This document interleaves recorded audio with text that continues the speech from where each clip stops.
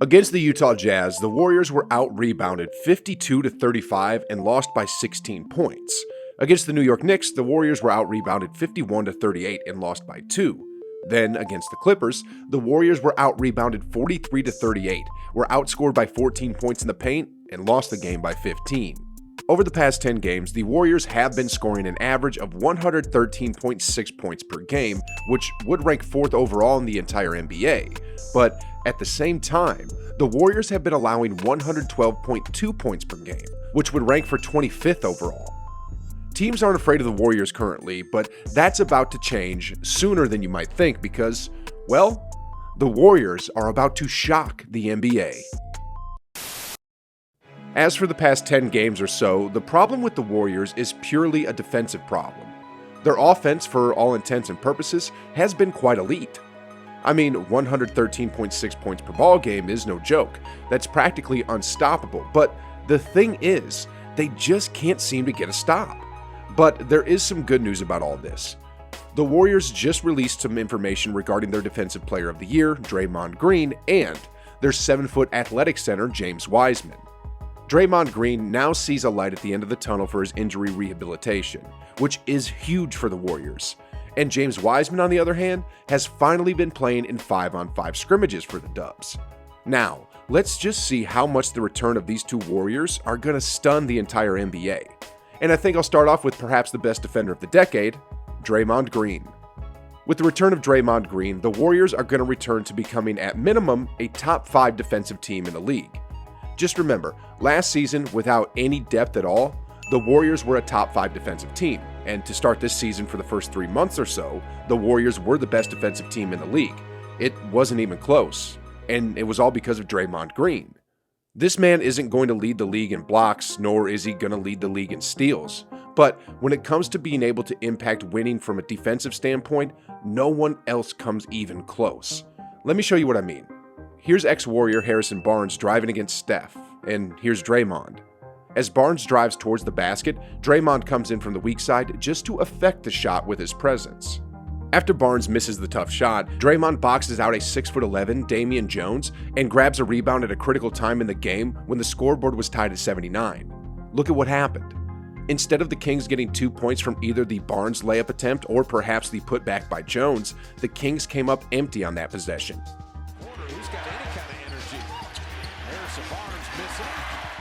A play like this in the third quarter won't make any ESPN highlight reels, but it is plays like this that win basketball games.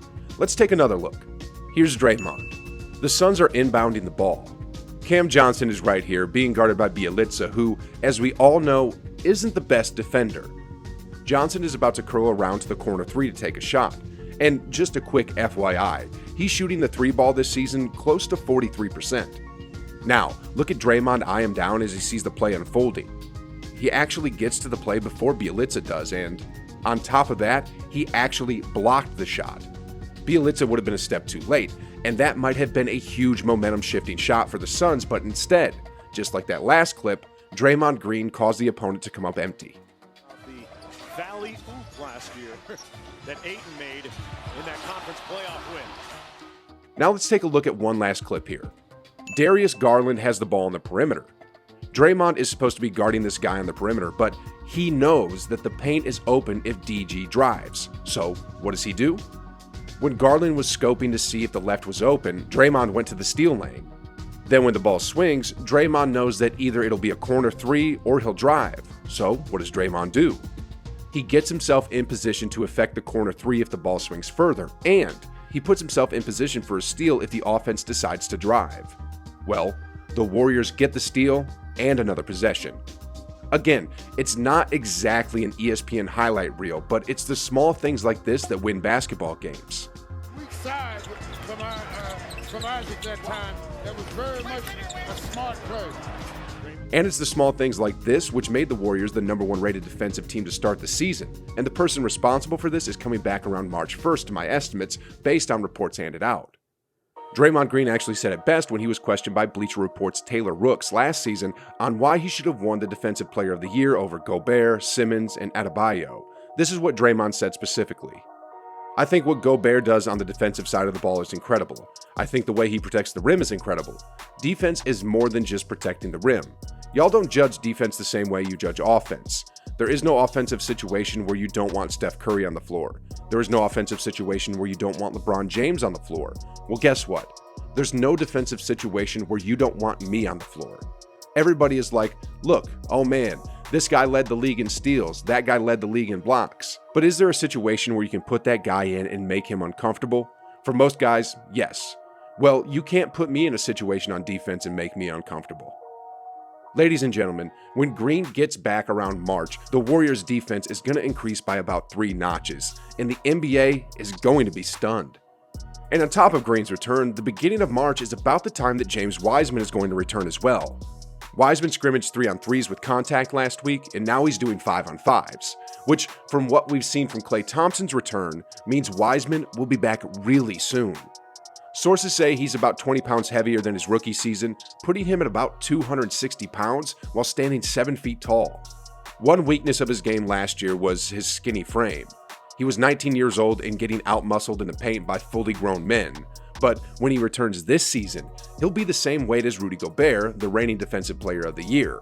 He won't be getting out-muscled when he returns.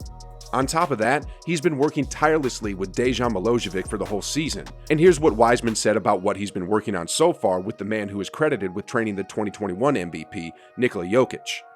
Post work, a lot of post moves, ball handling, working on playmaking, and really a lot of defensive drills and rebounding drills. Wiseman hasn't had any in-game experience, but something tells me that when he gets on the floor, and especially with Draymond coordinating the defense, Wiseman is going to become a defensive menace. Not just on defense, but on offense as well. JTA recently said of the 2020 number 2 overall pick, James Wiseman is the toolbox. He has every tool in the box. He could do everything as a 7-footer. I just drool at his potential and his capabilities. He's protecting the rim. He's going up to dunk on lobs, pushing the ball in transition, behind the back, step back threes. It's insane to think that the Warriors are going to get Wiseman and Draymond back very soon. And with that, the NBA is going to be completely shocked because what are they going to do about a team that has an unstoppable offense and an unbreakable defense? Say it with me on 3, guys. 1, 2, 3. Sheesh. Anyway, let's move on to another topic, and that has to do with Steph Curry.